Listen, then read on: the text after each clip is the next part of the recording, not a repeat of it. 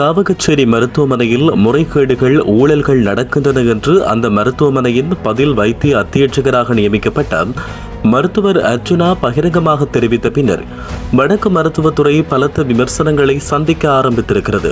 சமூக வலைதளங்களில் மருத்துவர்களை நோக்கியும் மருத்துவத்துறை சார்ந்தும் விமர்சனங்களும் குற்றச்சாட்டுகளும் முன்வைக்கப்படும் நிலையில் அவை அனைத்தும் உண்மையானவையா என்பதை ஆராய வேண்டியதும் அவசியமாகும்.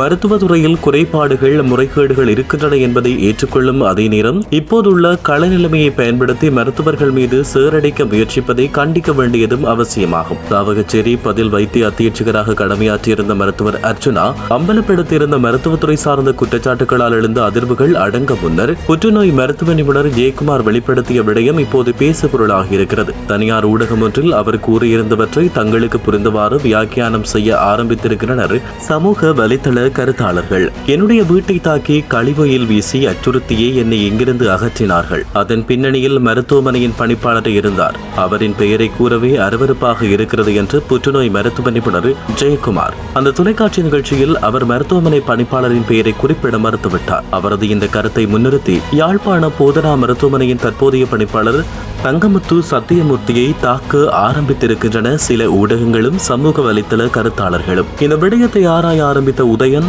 பழைய சம்பவங்களை தோண்டி எடுக்க ஆரம்பித்தது. இந்த சம்பவத்தின் பின்னணியை அறிய நாம் 2012 ஆண்டு ஜூன் மாதம் 14ஆம் தேதி வியாழக்கிழமைக்கு செல்ல வேண்டியிருக்கிறது. அன்று அதிகாலையே யாழ்ப்பாணம் கந்தர்மடம் சந்தையில் அரசடி வீதியில் உள்ள மருத்துவ நிபுணர் ஜெயக்குமாரின் வீடு தாக்கப்பட்டது. அதிகாலை 1:30 மணியளவில் இந்த சம்பவம் நடந்தது. அப்போது மருத்துவர் ஜெயக்குமார் யாழ்ப்பாணம் போதனா மருத்துவமனையில் புற்றுநோய் சிகிச்சை நிபுணராக சேவையாற்றிக் கொண்டிருந்தார். மருத்துவர் ஜெயக்குமார் மிகவும் அமைதியான சுவாபம் கொண்டவர் என்றும் பழகுவதற்கு இனிமையானவர் என்றும் நோயாளர்களால் சுட்டிக்காட்டப்படுபவர். அவரது வீடு அதிகாலையில் இனம் தெரியாத கும்பலால் தாக்கப்பட்டு கழிவையில் வீசப்பட்டமை அந்த நேரம் பெரும் அதிர்வலைகளை ஏற்படுத்தியிருந்தது. வீட்டின் மதிலேறி உள்ளே குதித்த இருவர் தாக்குதலை நடத்திவிட்டு தப்பிச் சென்றிருந்தனர். இந்த சம்பவம் நடப்பதற்கு சில தினங்களுக்கு முன்னர் யாழ்ப்பாண போதனா மருத்துவமனையில் ஒரு சம்பவம் நடந்திருக்கிறது. அங்கிருந்து 10,000 ரூபாய் பெறுமதியான இரும்பு கேடர்களும் 4 லட்சம் ரூபாய் பெறுமதியான மின்பரப்பாக்கி ஒன்றும் உரிய அனுமதியின்றி வெளியே கொண்டு செல்லப்பட்டிருந்தது. அப்போது யாழ்ப்பாண போதனா மருத்துவமனையின் பணிப்பாளராக இருந்தவர் மருத்துவர் பவானி. இந்த விடயத்தை கண்டுபிடித்து வெளிக்கொணர்ந்தவர் மருத்துவர் ஜெயக்குமார். அதன் பின்னர் இந்த விடயம் சிக்கலாகி மருத்துவமனையில் இருந்து அனுமதியின்றி கொண்டு செல்லப்பட்ட பொருட்கள்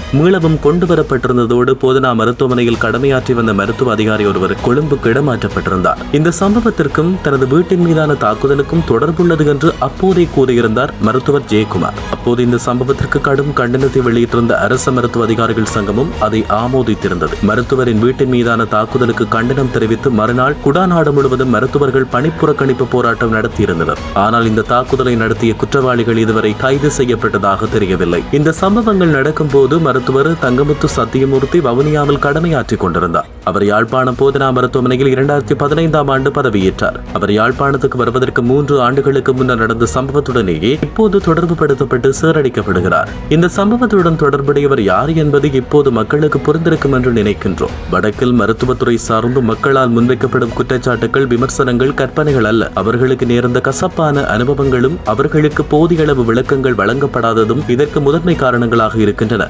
மக்களால் குறைபாடுகள் சுட்டிக்காட்டப்படும் போதும் சந்தேகங்கள் முன்வைக்கப்படும் போதும் அவற்றை தீர்க்க முற்படாது விசாரணைகள் நடக்கின்றன என்று அவற்றை தட்டி கழிக்கும் சுகாதாரத்துறையின் போக்கே மக்கள் மத்தியில் இப்போது எழுந்துள்ள அதிருப்திக்கு காரணம் என்பதும் உண்மை. ஆனால் ஒரு குற்றச்சாட்டை சுமத்தும் போதும் ஒருவரை நோக்கி கை நீட்டும் போதும் அந்த குற்றச்சாட்டுகளில் எந்த அளவு உண்மை இருக்கிறது என்பதையும் ஆராய்வது முக்கியமானது. கிடைக்கும் சந்தர்ப்பத்தில் சேரடிக்கலாம் என்று செயற்பட முயல்வது முறைகேடுகள் ஊழல்களுக்கு எதிரான போராட்டங்களை மழுங்கடிக்கும் ஒரு செயற்பாடாகவே அமையும் என்பதை நினைவில் கொள்ள வேண்டும்.